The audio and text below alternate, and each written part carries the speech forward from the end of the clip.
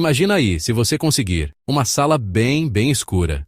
A humanidade estava tropeçando nesse lugar meio sombrio já fazia um tempão. Era um mundo esperando por uma faísca de luz. Aí, alguém acendeu um fósforo. Esse período, que começou para valer lá pelo século XVIII, ganhou um nome chique: o Iluminismo. Foi como se alguém finalmente tivesse achado o interruptor principal. De repente, as coisas não estavam mais tão nebulosas. Então, do que se tratava esse tal de iluminismo, afinal? No fundo, era um caso de amor com a razão. Não aquela de ser razoável quando alguém pega a última coxinha. Embora isso também seja bom. Essa era a razão com R maiúsculo. O poder da mente humana de pensar com lógica, de observar, analisar, deduzir. Era sobre dizer, que interessante, bora investigar, em vez de, foi um feitiço. Esse movimento surgiu no século XVIII, uma época prontinha para mudança. O pessoal estava ficando meio de saco cheio do jeito antigo das coisas. Pensa numa faxina geral na mente da Europa. Fora com as teias de aranha empoeiradas da ignorância e da superstição. E que venham as ferramentas brilhantes e novinhas da ciência e do pensamento racional, o alvo principal, a ignorância, a arma principal, o conhecimento, o grito de guerra. Pensem por si mesmos, bem empolgante, de verdade. A ideia era simples, mas revolucionária. Os seres humanos podiam entender e melhorar o seu mundo. Agora, bora falar de algumas das estrelas desse show de inteligência. Primeiro da Inglaterra, o Sr. John Locke. O Locke já estava com umas ideias grandiosas lá no finalzinho do século XVII, preparando o terreno para muita coisa que veio depois. Ele não curtia muito a ideia de que os reis eram escolhidos por Deus e podiam fazer o que bem entendessem. Locke teve uma ideia genial sobre direitos naturais. Ele disse que todos nós nascemos com certos direitos, só pelo fato de sermos humanos. Isso inclui o direito à vida, à liberdade e à propriedade. Imagina só, direitos que ninguém, nem mesmo um rei, podia simplesmente tirar de você. Isso foi uma bomba. Significava que os indivíduos importavam. Sua vida, sua liberdade, suas coisas, eram suas por natureza. Os governos não concediam esses direitos, eles deveriam protegê-los. Locke sugeriu que as pessoas tinham o direito de dizer chega e mudar esse governo. Suas ideias sobre direitos, sobre governo com consentimento, sobre a importância do indivíduo, não eram só divagações filosóficas. O próximo na nossa lista de astros do iluminismo é um francês com uma caneta mais afiada que qualquer espada Voltaire. O nome verdadeiro dele era François-Marie Arouet. Mas Voltaire soava bem melhor, não acha? Ele era escritor, historiador, filósofo e um defensor ferrenho da liberdade de expressão. Voltaire era um crítico feroz da injustiça, da intolerância religiosa e da crueldade. Ele usava sua inteligência brilhante e sua sátira mordaz para atacar os abusos de poder que via ao seu redor. Ele disse aquela famosa frase, embora talvez não seja bem dele: posso não concordar com nenhuma das palavras que você disser, mas defenderei até a morte o seu direito de dizê-las. Isso resume bem o seu compromisso com a liberdade de expressão. Ele acreditava que o debate aberto e a livre troca de ideias eram essenciais para o progresso. Os escritos de Voltaire foram incrivelmente populares e lidos por toda a Europa. Nossa turnê filosófica continua, e temos que fazer uma parada em Königsberg, na Prússia, hoje Kaliningrado, Rússia. Lá vivia um pensador bem pontual e profundo chamado Immanuel Kant.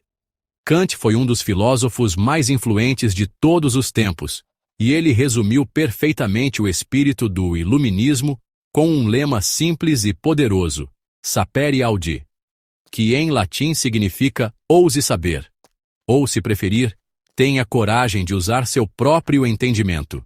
Kant acreditava que o iluminismo Era sobre a saída da humanidade de sua menoridade autoimposta. O que ele queria dizer com menoridade? Ele queria dizer depender dos outros, da igreja, do Estado, das tradições, para pensar por você. É mais fácil, talvez, deixar que outra pessoa tome as grandes decisões. Mas Kant argumentou que a verdadeira iluminação vem quando os indivíduos assumem a responsabilidade por seus próprios pensamentos. É sobre amadurecer, intelectualmente falando. Gap 2. As ideias de Kant tiveram um impacto gigantesco na ética, na política e na forma como nos vemos.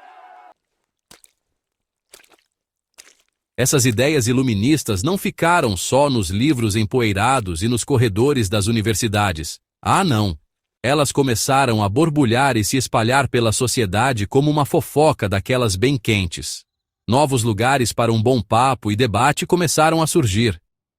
Pense nos salões parisienses, encontros nas casas de anfitriões ricos, muitas vezes mulheres. Lá, escritores, artistas, filósofos e gente interessante de todo tipo se misturavam, trocavam ideias e afiavam a mente. Os cafés também viraram points de discussão iluminista. Pelo preço de uma xícara de café, que era uma bebida nova e super interessante na época, você podia ler jornais, ouvir debates e entrar em conversas animadas. Não eram só lugares para tomar um cafezinho para acordar. Eram faculdades de um tostão. Informação e ideias estavam fluindo mais livremente do que nunca. A velha ordem social, com suas hierarquias rígidas, reis no topo, camponeses na base, e cada um no seu quadrado, começou a parecer meio bamba. E aí, a coisa realmente estourou. As ideias do iluminismo não ficaram só como assuntos de conversas educadas nos salões. Elas tinham um impacto político de verdade. Se os governos devem proteger os direitos naturais e governar com o consentimento do povo, o que acontece quando eles não fazem isso? O chamado por liberdade e autogoverno ficou cada vez mais alto. Primeiro, do outro lado do Atlântico, a Revolução Americana começou com tudo em 1775. Aí, de volta à Europa, a França teve sua própria explosão política espetacular, a Revolução Francesa, começando em 1789. Essas revoluções, e outras que vieram depois, mostraram ao mundo que as ideias do iluminismo podiam redesenhar nações. Então, o iluminismo foi só um foguinho de palha do século XVIII? De jeito nenhum! Suas ideias brilhantes ainda estão zunindo por aí no fundo das nossas vidas modernas. Pensa na ciência. A ênfase do iluminismo na razão, observação e evidência é a base da investigação científica moderna. Toda vez que um cientista faz um experimento, ou um médico diagnostica uma doença com base em fatos, eles estão seguindo os passos daqueles pioneiros iluministas. Aí tem a democracia. A ideia de que os governos devem prestar contas ao povo, que os cidadãos devem ter voz em como são governados, isso é puro pensamento iluminista. Eleições, parlamentos, presidentes, tudo isso são tentativas de colocar esses ideais em prática. E os direitos humanos, a crença de que todo indivíduo tem dignidade própria e merece tratamento justo, não importa quem seja, isso vem direto de Locke, Kant e outros. É por isso que temos declarações internacionais e campanhas por justiça. Então, aqui estamos nós, séculos depois que aquelas faíscas brilhantes iluminam o cenário intelectual pela primeira vez. O legado do iluminismo está por toda parte ao nosso redor. Está nos nossos laboratórios de ciências, nos nossos parlamentos, nos nossos tribunais e, tomara, nas nossas mentes. É o zumbido baixinho da razão que nos encoraja a perguntar: por quê? Como? E será que isso não pode melhorar? É a crença de que o progresso é possível, que os seres humanos podem, com esforço e pensamento, criar um mundo mais justo e com mais conhecimento. Mas o trabalho do iluminismo nunca está realmente acabado, né?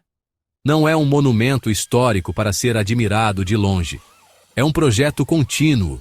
Sempre haverá novas formas de ignorância para desafiar, novas injustiças para combater e novos dogmas tentando nos dizer o que pensar sem um bom motivo. O chamado para ousar saber é para sempre. Exige vigilância constante, coragem e disposição para entrar em debates ponderados, mesmo quando é desconfortável. O convite do iluminismo ainda está de pé. Pensar por nós mesmos, questionar e ajudar a construir um futuro mais iluminado.